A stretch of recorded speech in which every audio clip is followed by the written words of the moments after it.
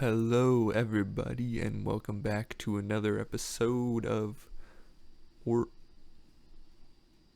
Worldwide Reviews. It's been a while because the new college semester has started, and I'm swamped in homework for the abundance of classes I signed up for all at once. SMC's no joke, somehow harder than actual college. I can see why the transfer rate is so high. Anyway, I'm back for a very exciting album I would not miss. The new album by Joji, Nectar, which is just dropped tonight. 9 p.m. my time zone, but 12 p.m. everywhere else. But I was busy, so it's 12 p.m. here now, and I'm gonna listen to it. Um, I've been very excited for this album. All the singles that have been dropped to hype it up so far for the release, they've been solid. You got Run, Give Me Love, Daylight, Sanctuary, all just like slapper, banger, bopper, one after another. And I'm excited for the new album. It's got some good guests, not too many. It's got a little Yachty on it. I hope it's good because I already pre-ordered it on vinyl because I didn't want to wait too long. So I'm gonna give it a listen. I'm gonna let you know my reactions and my thoughts, and let you know if the album is worth listening other than the singles. So I'm gonna go do that right now. I'll get back to you. Alright, so I just finished listening to this album. It was like 53 minutes or something. Definitely interesting, definitely experimental. It kind of feels like In Tongues, like the first album he put out, the EP, the short album.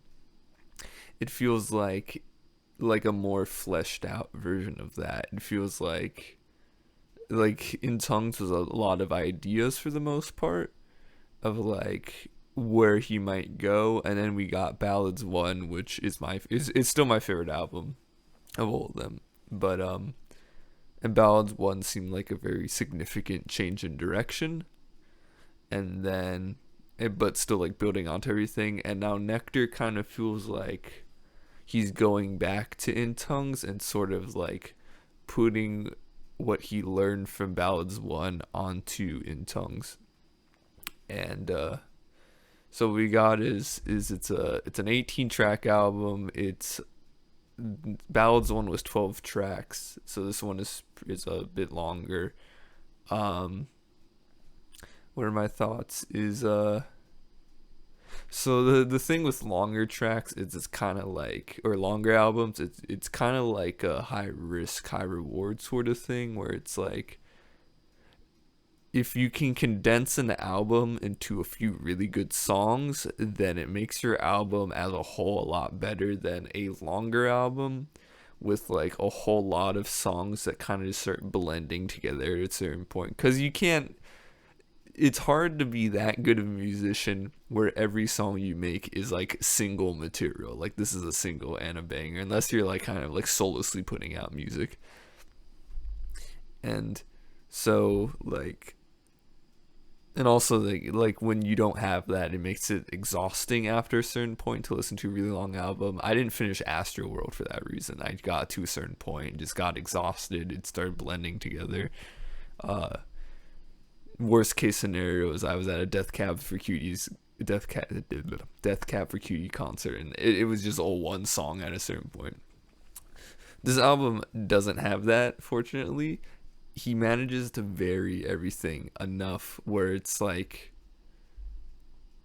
it's similar. I so using Let's use it as an example. Igor, great album. Every song on there is very different from like the one before it, but still sounds very connected and transitions very well because they all use similar instruments in a similar style. So it all feels like it's connected by the same album. This album, Nectar, also has it. So it starts off, you got You, which is like this very piano-y, very string-filled, sort of calm, slow intro piece. He sticks a lot with his like vague lyricism, where it's like you don't really know what he's talking about, but you kind of know what he's talking about. It was a very like good start of like way to start the album. It kind of draws you in. It's mysterious. You're like, what's happening here? Um, it transitions very well to the next track, Modus, which also the words "you" and Modus do not appear at all in the first two songs. I don't know why he names that. I don't know if Modus stands for something, but um, Modus is a solid continuation of "you." It like transfers really well to it. It's sort of more, if I remember it correctly, I'm trying to remember these songs. It's like more trappy, I think. Yeah, it's like it's a bit more like hip hoppy in the sense where "you" was very just like built in the foundations of like piano and string. This one's like more hip hoppy, but still is based in "you." Then we get TikTok, kind of continuing off of that, more hip hop, still good transition. Um, I'm sure I would remember them better, but they all kind of like blend together for me. But it's like it's like it feels like it's the album's like running start. It's like you're not supposed to really like dwell on these songs, but it's sort of like a nice build up to, you don't, because the next song after TikTok is Daylight. Daylight as the single is very poppy, very exciting, and has Diplo. Um, Instead of throwing you right into Daylight and Run and Give Me Love and Sanctuary, he gives you like time to adjust, which I really like. It's a slow build up to a more exciting song. So then you have Daylight, which I swear it's like sounds better than the last time I listened to it. Maybe that's because I listened to it through the YouTube music video, and listening it to on Spotify is obviously gonna sound better than watching it on YouTube. Daylight, great single, very exciting, very poppy. It's very the synths really get you. It's once you get to Daylight, there's this abandonment for the time being of like these piano, like the very acoustic piano and strings that were present on like the first two or three tracks. You get the Daylight, it's like boom, whole new thing, but it doesn't feel too different. It still feels like a part of everything without being too like disconnected from everything else and feeling like the same album. And with his lyricism, for the singles, I did notice for the singles he tends to be more specific for the most part. Other than I think what's that song, Like You Do, later in the album, he tends to be more specific with his lyricism. But with his lyricism, it all sort of helps blend the album together, make it sound like one continuous thing. Um, what do we got next? We got Upgrade. Did that one feature anybody? Let me check. Upgrade, pretty good. There's a lot of song. There's a lot of songs these albums where they're very experimental, and not bad, but they're hard to remember. If that's like, not like there's a lot of songs like that where like they're very boundary pushing, very experimental, very good, but hard to remember. And there's a lot of songs of the album that just for me, in my horrible memory, I find hard to remember. Not that they're bad songs, they're just like very like, it's good in a sense. It's like fever dreamish kind of. It's like you enter the song and you leave the song. If you're listening to the album continuously, you it feels like you're sort of in space, which is kind of what it seems like he's going for with like the theme of this album, is that he wants you to feel like you're kind of just like floating through space and you don't really know where you are. Along with the lyrics, I think it's kind of like, maybe I'm making a huge reach, but it feels like he's trying to make like this like analogy that life, and I guess there's a lot of relationship songs in this album, so I guess his analogy is like life and relationships is sort of just like aimlessly floating through space without actually knowing where you are, where you're going.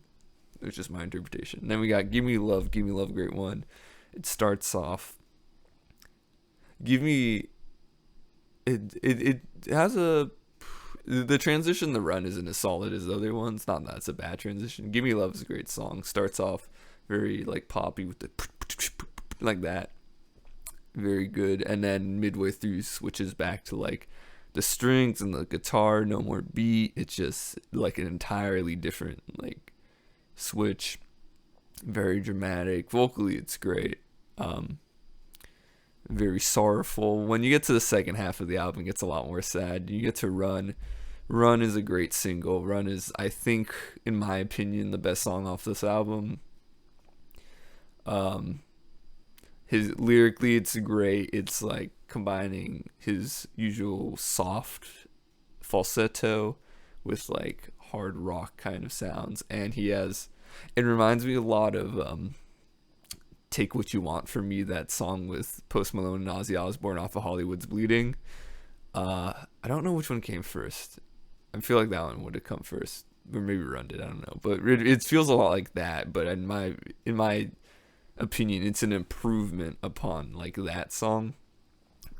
It's the guitar is great. It's very like creepy, very mysterious. When you get to the end, the guitar solo and everything just building up all at once. It's a very climactic conclusion to that song. It's a great song. Then it goes right into Sanctuary, which according to Genius is actually a more popular song than Run. I don't know, but Sanctuary, great song. I think that was the first single he dropped to like hype up the album. I don't know. Sanctuary, great song.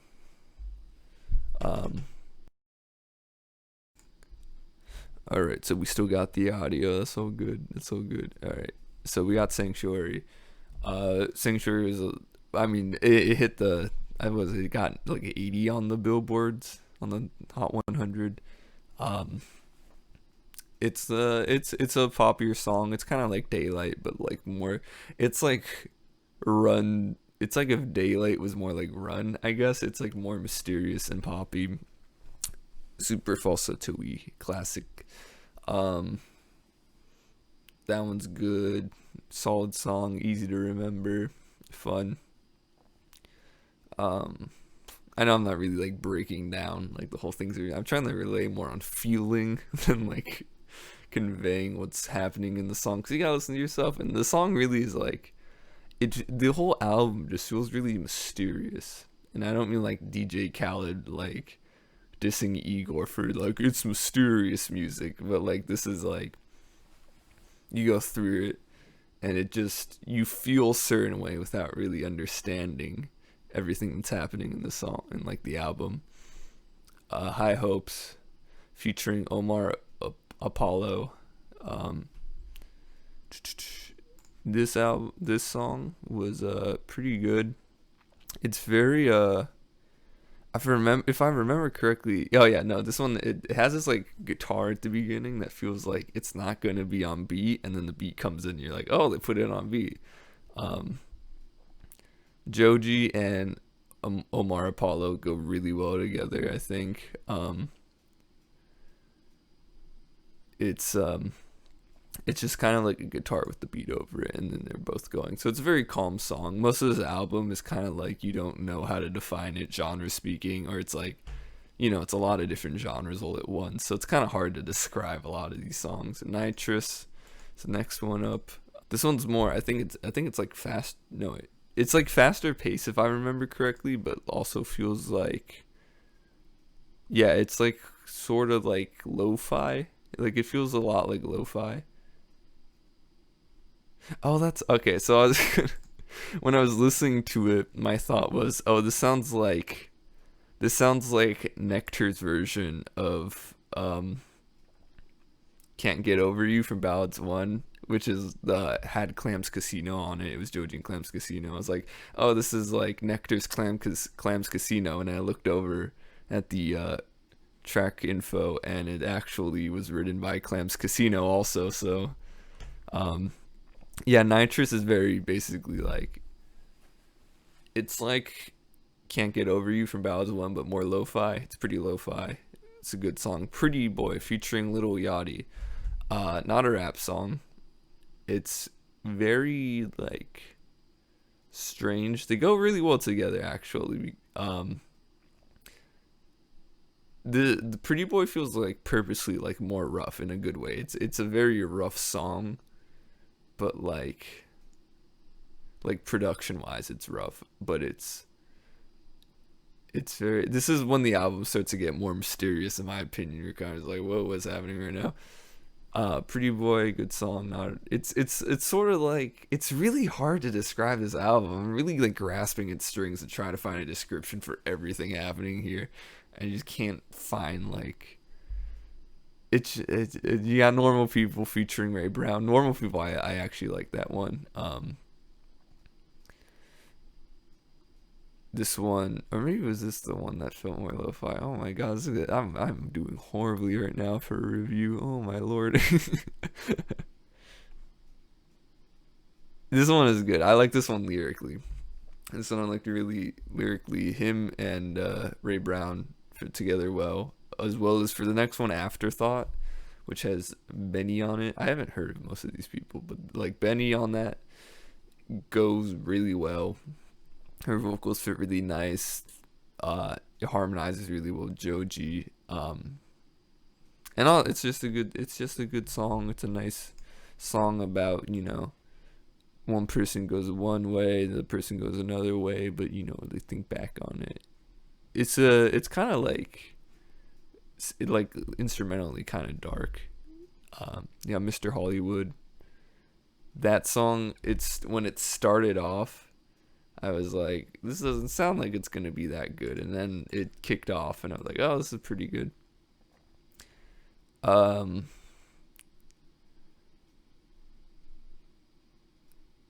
like the way he delivers some of the lines in the song, I think could have been a little bit better.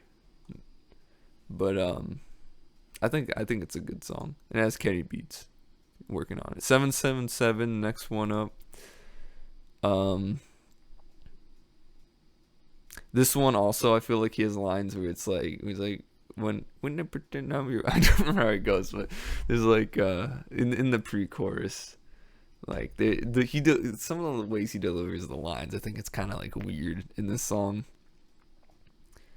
But it's a pretty fast song.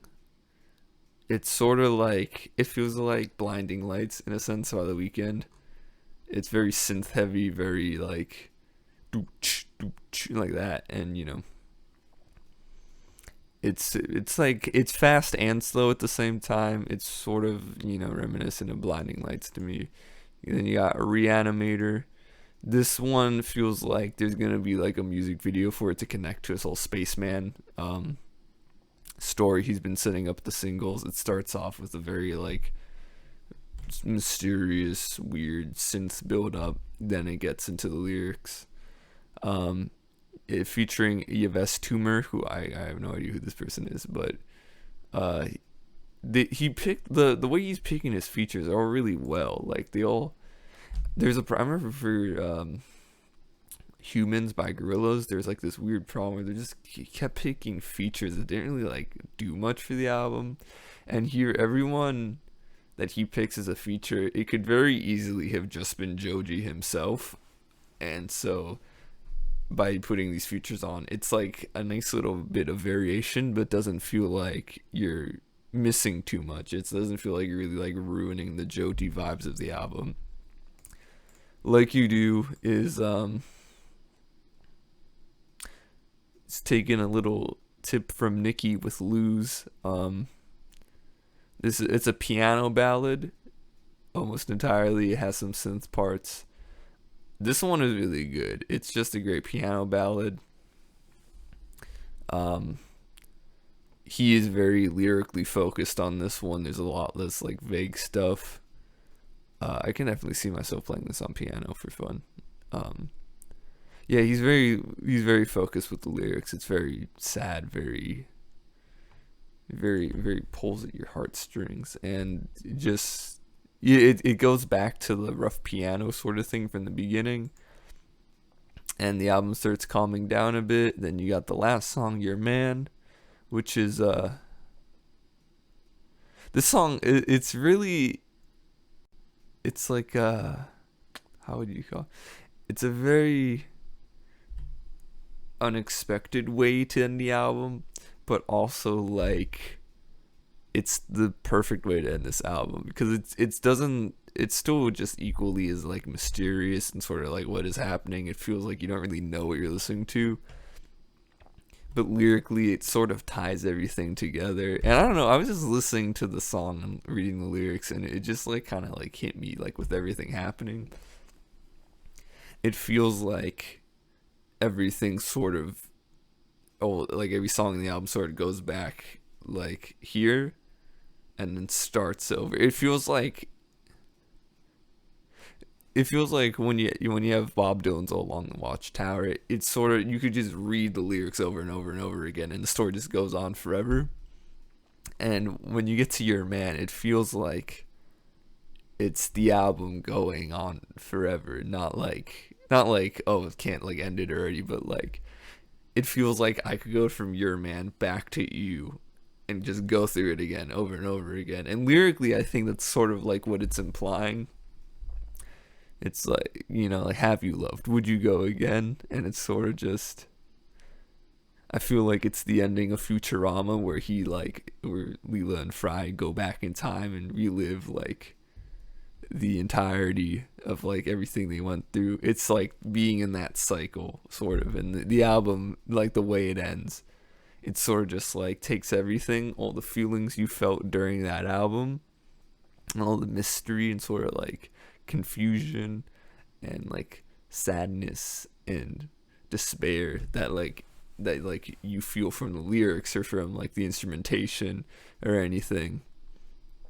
And it's sort of just like, would you do that all again? Not like the music, but in life. Like, it's like, this is what life is doing this, what you felt during that album, just doing it over and over and over again. At least that's my interpretation. Maybe I'm just doing a huge reach, but yeah, I mean, it's a good album. I think it just, like, I just have a bias towards really long albums, and there's a lot of it that just kind of, like you've heard me during this review, I'm just like forgetting a lot of it. Not that it's bad, it's just like hard to remember some of these songs. I think Ballads was a really good like condensement of all like really good songs just put all together. Everything on Ballads, I'm pretty sure I remember. And it's just a 12-track album, so it's a lot less space. I do enjoy Nectar. It's not like the perfect album, but it's very unique. It ties itself together well. It feels like stage 2 of In Tongues. It feels like he's testing around again. He's finding a new sound, and next album he's gonna put out is gonna be like him grounded in this sound, putting out even more mysterious stuff. I like that he doesn't really settle in one place. He's always experimenting, always being weird, always being mysterious. And that's kind of what makes this album really good, is it's mysterious and it's weird and you don't really know what's happening, but it's not like bad, And it does have some standout singles in it. All in all, I'd give it a, like, as an album, I think it's like an 8 out of 10. Yeah, it's good. It's a good album. I think definitely if you have the time, give it a listen. If you don't have the time for a 53-minute album, just run through all the singles. Like Daylight, Give Me Love, Run, Sanctuary, Pretty Boy, Like You Do. Afterthought, maybe. Just run through all of those. But like, if you have the time, sit through, be focused on it, listen to the album. It draws you in and it confuses you in a good way. But I do think Ballads 1 musically was a better album, but he did not disappoint me with this. So that is my worldwide review. Thank you for watching. I'm gonna try to get this out like soon, so I can just get those views.